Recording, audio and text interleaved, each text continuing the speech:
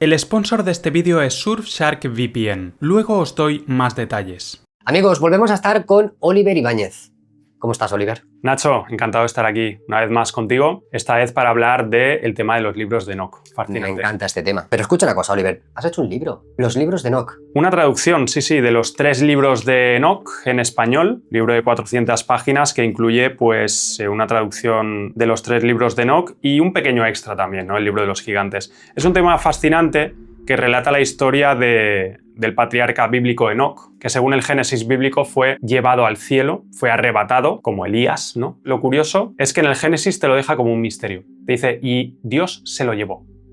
Y no te dice nada más. ¿Dónde está toda la historia relatada? En estos libros de Enoch. Enoch fue al cielo, arrebatado, se lo llevaron aparentemente 2 ángeles o arcángeles, y ahí vio una serie de cosas fascinantes. Ahí vio pues, el funcionamiento de las luminarias celestiales, estos portales que hablábamos antes, que hay en el cielo, portales celestiales, a través de los cuales pasan sol, luna y estrellas, las luminarias, y otros seres de apoyo para las luminarias, ¿no? No te deja un poco el misterio de qué son estos seres, pero seres celestiales que en la narrativa oficial no existen. Te habla de gigantes, que son los descendientes de los ángeles caídos o vigilantes, tal y como se dice en el primer libro de Enoch, que tuvieron relaciones con mujeres humanas y salieron estos gigantes Nefilim, que aparecen también en la Biblia de cierta manera, ¿no? David y Goliat, Og de Basán. Pero en el libro de Enoch te explica la historia detallada de todos estos seres sobrenaturales. Una historia ocultada por la propia Iglesia, una historia que ha sido enterrada y desenterrada posteriormente,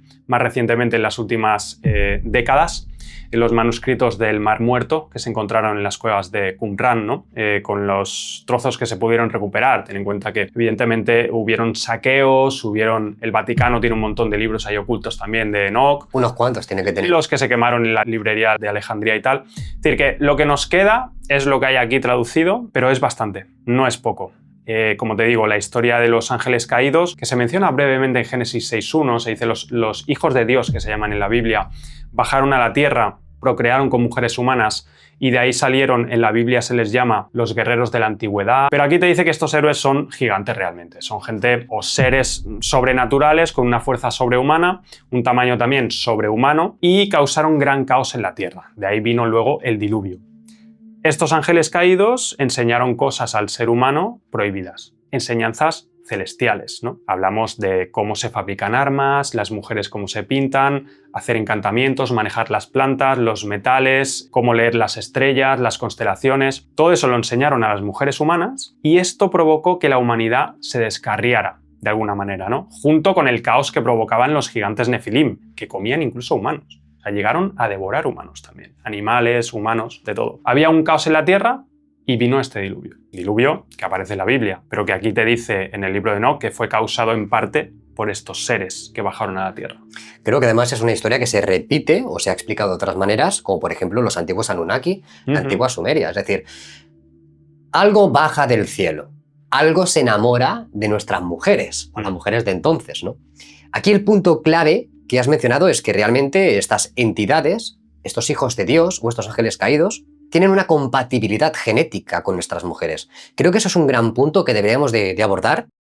Para descubrir los grandes misterios de nuestra historia, solemos utilizar Internet. Por eso quería hablaros de Surfshark, la VPN que uso para proteger mi actividad online. Con Surfshark podrás conectarte a Internet como si estuvieras en otro país diferente, lo cual te permite evitar las restricciones geográficas. Por ejemplo, podrás ver series de Netflix, vídeos de YouTube o páginas web que no están disponibles en tu país. Además, cuenta con una función muy útil llamada Clean Web, que te protege del malware, los intentos de phishing, los anuncios no deseados y los rastreadores. Lo bueno es que puedes usar tu cuenta de Surfshark en un número ilimitado de dispositivos, ya sea el móvil, la tablet, el PC o el televisor. Asegura tu privacidad con Surfshark. Entra en surfshark.com/Oliver o usa el código Oliver al finalizar la compra para obtener 4 meses extra de Surfshark. Puedes probar Surfshark durante los primeros 30 días sin ningún tipo de compromiso. En la descripción os dejaré el link. Y ahora sigamos con el vídeo. ¿Cómo algo que no es de aquí tiene una compatibilidad con nuestra mujer? Y de ahí procrea algo. Es decir, eso ya es algo increíble. ¿Qué opinas sobre esa unión? Bueno, sí, esto causa curiosidad en la gente. Dice, pero los ángeles en la Biblia no son andróginos, ¿cómo es que bajaron y procrearon con mujeres? Sí, pero en realidad cuando bajaron, según textos antiguos judíos, como el Midrash de Shemiaza y Azael, los ángeles adoptaron forma humana. Igual que aparece en algunas historias bíblicas, ¿no? Sodoma y Gomorra, que habían dos ángeles, que todo el mundo se enamoró de ellos, incluso querían violarlos. O sea, unas cosas muy locas, ¿no? Ángeles con un aspecto muy bello, humano, pero muy bello. Luego otra pregunta que surge es, ¿y los gigantes cómo parieron mujeres normales gigantes? Antiguos textos judíos te dicen que a veces estas mujeres, al tener estos hijos gigantes, reventaban. O sea, reventaban físicamente, ¿no? Imagínate. Pero claro, imagino que no tendrían gigantes de 3 metros así, tal cual, sino que eran bebés un poco más grandes de lo normal, por eso algunas fallecían al tenerlos, según estos textos antiguos ocultados, pero luego había otros con un tamaño más normalito y luego crecían mucho. Quizá antes del diluvio habían condiciones en la Tierra que permitían un gran tamaño de los gigantes, igual que vivían Matusalén, toda esta gente vivía cientos de años, ¿no? Igual había condiciones en la Tierra que permitían que estos seres sobrenaturales sobrevivieran en esas condiciones sobrehumanas en la Tierra.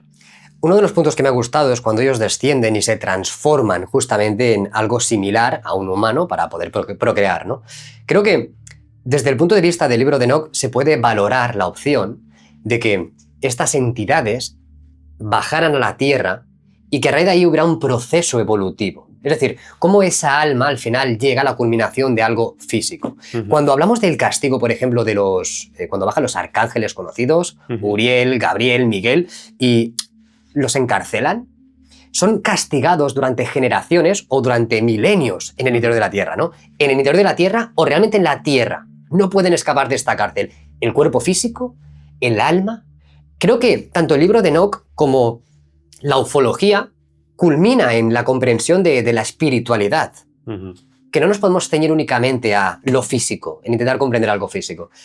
¿Qué opinas de este castigo, por ejemplo, de estos Bueno, aquí te dice que los ángeles caídos fueron castigados físicamente bajo colinas, en sitios remotos. Hay gente que teoriza que puede ser la Antártida, el Ártico incluso, o montañas por ahí perdidas, ¿no? Los límites de la Tierra, quizá en sitios que no se puedan encontrar, están encadenados y están ahí sufriendo. Pero luego en el segundo libro de Enoc, el libro de los secretos de Enoc, que te habla de varios niveles en el cielo, uno de los niveles te habla de un cielo que es como un infierno y están ahí castigados, los Grimory que se llaman, que son los ángeles caídos de mayor tamaño y los espíritus de estos gigantes y tal, ¿no? Entonces como que de alguna manera hay un castigo físico y luego uno espiritual. Cuando hablas de estos cielos, ¿tú te imaginas que la representación es como capas en el mismo cielo, capas a nivel, por ejemplo, dimensional? Puede ser algo dimensional porque estamos hablando del mundo celestial, espiritual, que no podemos ver a simple vista. En la Biblia muy pocas veces, por ejemplo, Dios le abre el tercer ojo, digamos, a algún personaje para que vea un ejército celestial encima de una colina, en la tierra, que nadie lo puede ver, pero Dios le abre el ojo y lo puede ver. Entonces, el mundo espiritual no se puede ver a simple vista, desde aquí de la tierra un ser humano. Entonces pueden ser capas dimensionales o literalmente capas como si fuera una encima de la otra. Puede ser también. Te habla de la primera capa, el primer cielo, estaría el éter. Luego una especie de paraíso que se conecta con el paraíso terrenal, ¿no? El jardín del Edén, que también es otro misterio. ¿Dónde está el Edén? ¿Existió realmente o existe un lugar apartado en la Tierra que lo han situado algunos? En los mapas antiguos, de hecho, aparecen en muchos mapas. Uno que tengo aquí en el armario, por ejemplo, de hace siglos en Inglaterra, que está en una catedral perdida. Aparece el Edén en muchos mapas antiguos, con una localización real en el mapa. Entonces es muy curioso y aparece rodeada de ángeles y tal, ¿no? En estos niveles de cielo, en estas capas, hay diferentes cosas. El zodíaco y en la última estaría Dios. En el segundo libro de Enoc te dice que al final estos dos ángeles que llevan a Enoc lo ascienden, lo elevan al último cielo, donde está Dios. Y ahí anota todo. O sea, Enoc se encarga, es el escriba también de Dios, se le llama así a veces, se encarga de anotar las acciones de todos los seres humanos. Y ahí estaría, ¿no? Luego entramos en el tema de Metatrón, que se transfiguró en ángel, que ya es el tercer libro de Enoc. Cuando hablamos de que realmente escribe sobre los humanos, ¿es que tiene algún tipo de capacidad de percepción temporal? Es muy posible, es muy posible. Esto también es un misterio. Y también, ¿cómo se elevó Enoc? ¿Fue en cuerpo realmente o fue de forma astral o de forma espiritual que lo elevaron? ¿O fue en un sueño? Porque para elevarse por encima, o sea, físicamente un humano no aguanta. pues subes y acaba pues, muriendo, ¿no? Por las condiciones de ahí arriba, de la atmósfera y tal. Frío extremo, falta de oxígeno. Claro. Pues, al final. Entonces, ¿cómo subió realmente Enoc? Esto es un misterio también. Los ángeles se lo llevaron, pero ¿en qué forma? ¿Espiritual? ¿Fue el alma? ¿Fue físicamente? ¿Fue en una nave? Que también se relaciona muchos en el mundo de la ufología, de los ovnis y tal. Dicen, no, es que fue elevado en una nave espacial. ¿Por qué? Porque Elías, y en el libro de Enoc también sale, te habla de carruajes celestiales. O sea, el carro que lleva el sol. El carro que vio Elías en el cielo, carruaje de fuego, y eso lo relacionan con propulsores y naves espaciales. Bueno, al final son teorías, pero que es interesante, ¿no? Esa posibilidad. Está claro, 100%. Es decir, tanto el viaje astral o lo que salía del cuerpo en esa proyección realmente se puede englobar en todo, ¿no? Me interesa lo que has dicho de los carros, ¿no? Porque al final el carro de los dioses, ¿no? Claro, tú imagínate una persona de hace 5.000 años o 4.000 años explicando si está en una nave espacial o está realizando un viaje astral y está viendo la Tierra desde fuera y ve la Tierra desde fuera, desde el ángulo superior, está viendo una cúpula realmente, está viendo lo que se denomina el domo. La percepción de una persona que no ha salido nunca y está viendo aquello, solo ve la mitad de la Tierra y ve algo pues curvo y de ahí posiblemente algunos... ¿por qué no? Grabados o, vamos a decir, conceptos de cómo es la Tierra, ¿no? Esa forma. Creo que es importante lo que es la interpretación, de la misma manera que tanto los relatos, tanto bíblicos como textos apócrifos, son como fábulas. A pie de la letra no se puede entender todo, ¿no? Hay que ver entre líneas, creo que es súper bonito. Sí, muchas veces son fábulas, lo que pasa que también está la pregunta de todo lo que se dice en estos libros o en el propio Génesis, ¿es una fábula? ¿Es un cuento que no hay que tomarlo de forma literal? Y ahí es donde viene la discrepancia en las opiniones, ¿no? Hay sabios, rabinos que dicen que sí, otros que no. Entonces, yo creo que ahí está la belleza también, ¿no? Por eso digamos que me enamoré de estos temas porque a raíz de leer el libro de Enoc volví a releer el Génesis bajo un prisma diferente. En plan, wow, es que aquí en el libro de Enoc te habla de diversos niveles en el cielo, de ángeles caídos y luego lees la Biblia otra vez y te fascina más porque lo relacionas todo. 100%. La pregunta que te lanzo, y creo que lo mencionas en tu obra, es ¿por qué no está incluido el libro de Enoc en la Biblia? El libro de Enoc, igual que otros libros apócrifos, fue apartado del canon oficial. Inicialmente las primeras comunidades cristianas y judías lo adoptaron y lo tenían como canon incluso. A día de hoy sigue siendo canon en la Iglesia Ortodoxa Etíope y algún grupo nicho judío, pero muy pocos a día de hoy, principalmente la etíope. Pero en esa época, hace siglos, sí que estaba ahí en el canon. Se fue apartando gradualmente y al final se perdieron estos libros porque ya no se incluían, ¿no? en confecciones de la Biblia, que luego estaba Jerónimo, ¿no? San Jerónimo, Agustín. Todo esto fueron apartando los libros apócrifos y dejaron el canon que tenemos hoy en día. Tú compras una Biblia normal y salen los libros apócrifos, ¿no? Salen algunos que son considerados apócrifos, depende si es protestante, si es católica, no sé qué, pero el libro de Enoc no sale en ninguna, solo en la etíope, ¿no? Entonces, ¿por qué lo apartaron? Yo creo que es porque incluye información que a los padres de la Iglesia les pareció muy fantasiosa. O sea, ángeles caídos, gigantes. Todo esto dijeron, pero esto, ¿cómo vamos a decirle esto a la gente? Y no cuadraba, ¿no? Con las creencias. Me parece mucho más fantasioso el pensar que estamos aquí solos en la creación. Creo que ¿Sí? tiene mucho más lógica de que realmente hay muchos tipos de entidades. Y más ese lado espiritual, por mucho que pese. Entonces, creo que esta incorporación hubiera sido necesaria. Sí, de hecho, fíjate que también está el libro de los gigantes, que es un libro apócrifo que fue encontrado también en los manuscritos del Mar Muerto, y muchos expertos creen que debería haber sido incluido en el libro de Enoc también. O sea, el libro de los gigantes es un pequeño extracto, se perdieron muchos fragmentos, pero son unas páginas solo, que te habla en detalle de la vida de alguno de los gigantes. Y te habla de que eran hijos, efectivamente, de Shemiaza y Azael, que son ángeles caídos, y te dicen que algunos tenían alas, podían volar, o sea, gigantes que volaban. Claro, era el tema. Yo no me lo imagino con alas estilo, pues, como una paloma.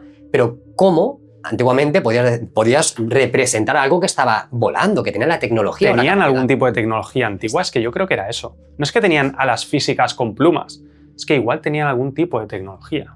Vamos a dejar siempre todas las opciones y creo que todo el mundo que nos está escuchando tendrá las suyas, ¿no? Pero tiene sentido. Entonces, como no interesa que exista otra explicación, o por qué no otras humanidades, o por qué no otros reinicios en nuestra historia, se simplifica, se dice que esto es fantasía, fumada de esto, aceptamos la religión cristiana porque es lo que hay y al final ha servido para lo que ha servido, y ya está, chicos.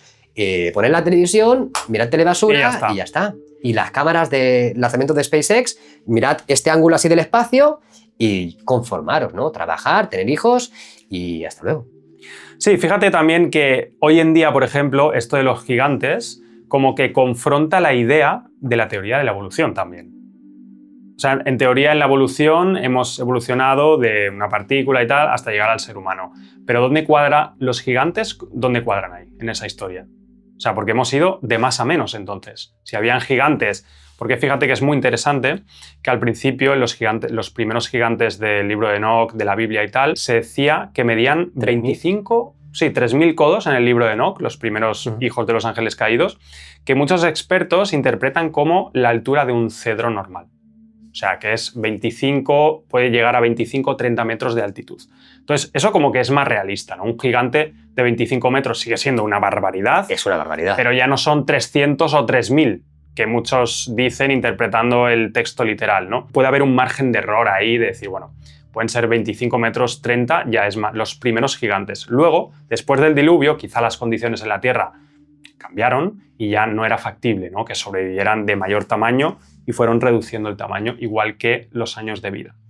Parece ser que sí. Antiguamente habían no únicamente dibujos y grabados de seres mucho más grandes, incluso la vegetación o incluso los animales, ¿no? Los dinosaurios. Sí, se habla del tema de los árboles gigantes también. Exacto. Esa teoría de que los troncos de los árboles están todavía por ahí, son mesetas, son, ¿no? Cosas que vemos hoy en día, que en realidad serían árboles gigantes cortados por la mitad. Me parece bastante fascinante esa idea. Creo que si entramos, ¿no?, en lo que representa este reinicio, ¿no?, en este caso la culminación con Noé de este reinicio de la lluvia, a lo que había antiguamente, al final parece ser que algo superior, no le pongamos la etiqueta de Dios en mayúsculo o minúsculo, algo superior tiene un plan para la humanidad, ¿no? Uno de ellos era que los saltos evolutivos fueran controlados. No interesó que los ángeles caídos se enamoraran de las mujeres y les enseñaran, pues eso, esas magias ocultistas. Estamos hablando de conocimiento, que ahora mismo nosotros podemos explicar los movimientos, trabajar en lo que sería pues, los metales y demás, ¿no?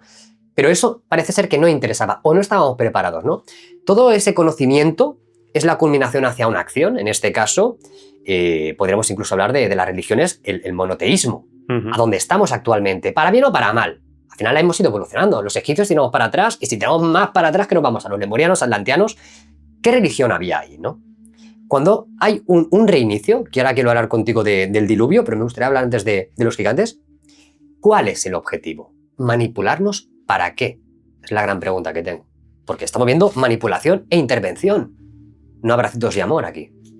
Sí, bueno, es una intervención que el tema de los gigantes, por ejemplo, pues causaron gran caos en la Tierra. Los ángeles caídos, con su conocimiento celestial prohibido, también. Y eso desembocó en un reinicio, que es el más conocido, el diluvio.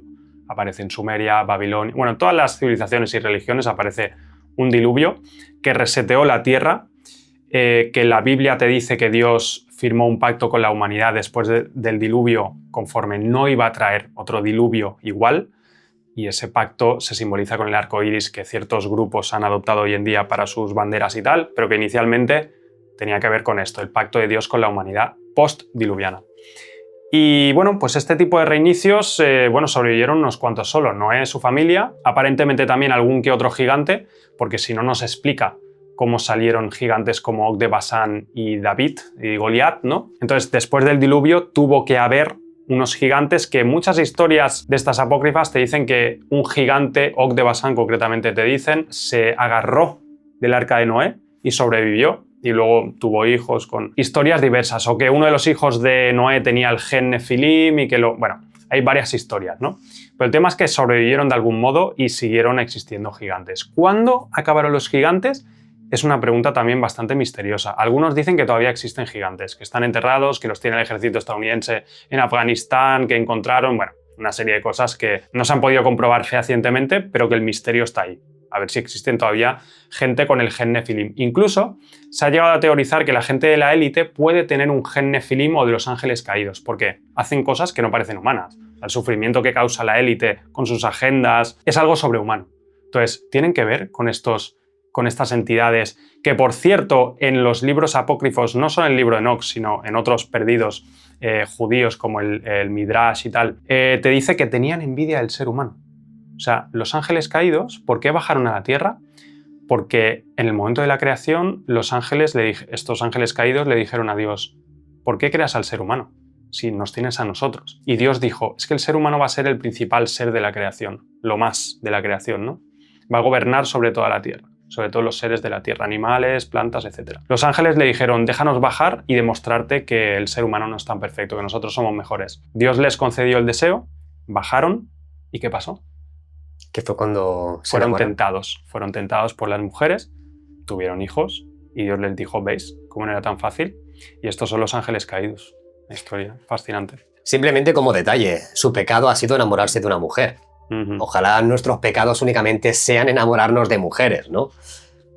En definitiva, me apasiona el tema el libro de Enoch, porque también es primo hermano a lo que son los Anunnaki, realmente es lo mismo. Exacto. Los descendieron, se mezclaron, luego hubo también un reinicio, aunque no sería el diluvio como un castigo divino, sino algo que ocurrió o que tendría que pasar, mejor dicho, a la Tierra por una cuestión de básicamente los astros, ¿no? El movimiento de los astros que culminaba con una inversión de polos y al final, pues, lo que podemos llamar diluvio, que podía ser una desglaciación, etcétera, etcétera. Entonces los Anunnaki se lo tenían, sabían que iba a pasar y lo aprovecharon como un castigo. Pero al final, solo es conocimiento. Hablemos de la culminación, que es ese diluvio tipificado en más de 14 culturas. Oliver, no es únicamente la hebrea o la cristiana. Exacto. Y la sumeria. Y está documentado en demasiadas culturas y religiones. Algo pasó.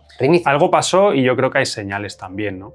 También es interesante ver las señales que hay alrededor de la Tierra, incluso civilizaciones antediluvianas, ¿no? Se habla de Atlantis, ¿no? Que supuestamente una civilización avanzada que fue enterrada con una especie de diluvio, cómo desaparecieron los mayas también, o sea, como que han habido reinicios a lo largo de la historia, este grande, pero quizá otros también.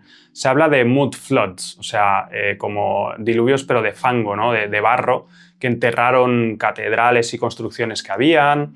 El tema de Tartaria también, continentes perdidos, islas que aparecen también a veces en mapas antiguos que no existen hoy en día, como High Brasil, en el mapa de Urbano Monte, mapa este misterioso que muestra la Antártida sin hielo, gigantes en la Patagonia, en Tierra del Fuego, otros seres por ahí extraños, sirenas incluso. Te muestra islas como High Brasil, que es una isla perdida, que ya no existe y se teoriza que fue enterrada o un diluvio, ¿no? Fue ahogada de alguna forma. Es que no es tan loco, si al final pensamos que hay ciclos en la Tierra, y ¿por qué no? La Antártida, donde está ahora, llena de hielo, eso es así, es obvio, ¿no? Antiguamente, en otro ciclo, esta inversión de polos, ¿no? No digo polos magnéticos, sino digo polos físicos, posiblemente esté en otro lugar. ¿Y si Egipto, la cuna, ¿no? Vamos a decir, de las primeras culturas, oficialmente hablando, no estaba donde está ahora? Y estaba donde está, por ejemplo, no sé, Nueva York. Van habiendo ciclos, van habiendo movimientos, y esto puede llevar a que nuevos continentes surjan y viejos continentes desaparezcan en las profundidades de los océanos. Y de allí que cuando se mapea con los sonars se puedan detectar anomalías. Ahora bien, baja tú, haz las 4 fotos y que luego esto se haga público. ¿Interesaría realmente que han habido ciclos y cambios? ¿Es posible? En una reciente entrevista que tengo que publicar sobre Alatra, ellos mencionan que lo tienen clarísimo. Es decir, creo que son 24.000 años. Hay un ciclo chungo. Entonces, el tema del cambio climático, cuando se habla así de cambio climático, obviamente que estamos contaminando, obviamente que estamos lanzando polución, obviamente que estamos lanzando plásticos en el océano, y quien diga que no, miente como bellaco. Pero de eso, a torcer la voluntad de un cambio cíclico, natural, eso ha podido estar destruyendo culturas y civilizaciones, tal vez con tecnología más avanzada de la que tenemos nosotros, ¿no? Y de ahí el famoso fenómeno del ovni. No tiene por qué venir de fuera, aunque soy partidario que sí. Tal vez sea tecnología que ya estaba aquí. La retrotecnología es tecnología antigua. Que sea antigua no significa que esté obsoleta o que la nuestra sea superior. Al contrario, simplemente es más antigua. ¿Y si han estado recuperando esa tecnología? Es que esa es la pregunta. ¿Los antiguos ángeles? Esa es la pregunta. ¿Tenían tecnología avanzada los ángeles caídos, los gigantes que decía en el libro de los gigantes que volaban con alas extrañas? O volaban como si tuvieran alas, dice, creo. O sea, no es que dice tuvieran alas, es que como si tuvieran alas. O sea, te da a entender que hay cierto tipo de tecnología oculta, ¿no? Que quizá trajeron a la Tierra y por eso nosotros tenemos la tecnología. Es una explicación lógica que tiene sentido, ¿no? ¿Cómo Enoch llegó al último cielo? Porque fue transfigurado en el ángel o arcángel Metatrón, que es, bueno, aparece ya en el tercer libro de Enoch, que es el libro hebreo de Enoch, y aquí te dice que Metatrón fue una especie de, bueno, ángel del más alto rango. De hecho, se le menciona como el Yahvé menor, o sea que esto causa mucha polémica, pero en el tercer libro de Enoch, que fue escrito por el rabino Ismael, que supuestamente tuvo estas visiones celestiales, que fue también arrebatado de alguna manera y vio todo esto, los palacios celestiales, las puertas del cielo, todo esto está en el tercer libro de Enoch, y te dice que Enoch fue transfigurado en Metatrón, el cual tenía gran poder sobre la humanidad y sobre el mundo, ¿no? Una gran responsabilidad. O sea, es de los ángeles con un rango más alto, ¿no? Y se le representa muchas veces como algo tecnológicamente avanzado, este Metatrón. No con alas de plumas, sino con alas de metal, como una tecnología. Siempre me ha interesado eso, ¿no? Si estos ángeles realmente pueden tener como tecnología avanzada en el cuerpo, ¿no? Para ir y venir del cielo. Todo esto lo relacionamos también con los ovnis. ¿Pueden ser estos ángeles que suben y bajan? Creo exacto, creo que aquí has dado un punto súper importante y clave. Es decir, desde lo que sería Adán y Eva, Set, Caín, Abel, Jared, Mahalalel, Enoch, da igual, Noé, hablamos de linajes. Entonces, es importante entender de que sí, que son linajes, hablamos de longevidad antinatural y sobre todo hablamos de la posibilidad de la reencarnación. Cuando hablamos de la transformación de un ser terrestre a algo angelical, no deja de ser de que al final el alma puede viajar. Claro. ¿Hacia dónde va? ¿Cómo vuelve? Cuando está en el cielo, ¿puede tener esa plenitud? Bueno, en el judaísmo se cree que en el cielo está el lugar de las almas y que las almas vienen y van. O sea, se reencarnan en diferentes cuerpos. Depende si has cumplido tu misión que tenías que cumplir en esta vida. Si no, vuelves a bajar en otro cuerpo. Que suba de nivel tu alma, ¿no? Purificar todo lo que has hecho en anteriores vidas, etc. Entonces está el concepto de la reencarnación. Siempre.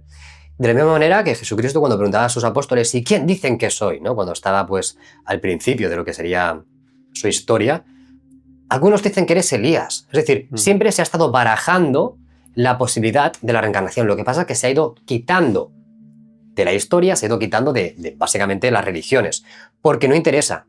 Pero si hablamos de eso, los ángeles caídos eran almas de otros lugares, con sus reencarnaciones, con sus misiones, más viejas, desde luego, pero que al final todo converge. Me has preguntado, Nacho, el fenómeno ovni también. Es que el fenómeno ovni simplemente lo englobamos en objeto volador no identificado, aunque ahora lo quieran llamar UAP con P o UAP con V, y luego da igual. Al final no es algo que se mueve, sino lo que representa. ¿Qué tipo de material? ¿Son entidades? Si nos vamos a las misiones STS, las cámaras de ultravioleta están observando extrañas cosas, que no se pueden catalogar como algo físico, pero ahí están. Oliver, me encantará dejar el tema del fenómeno ovni para otro programa. Creo que ha sido muy interesante, creo que es una lectura casi obligatoria y me encantará. Gracias por el libro. Seguro que sí, Nacho. Es un tema fascinante y seguiremos investigando estos libros antiguos y textos antiguos que tanto conocimiento oculto encierran. Un placer. Muchísimas gracias.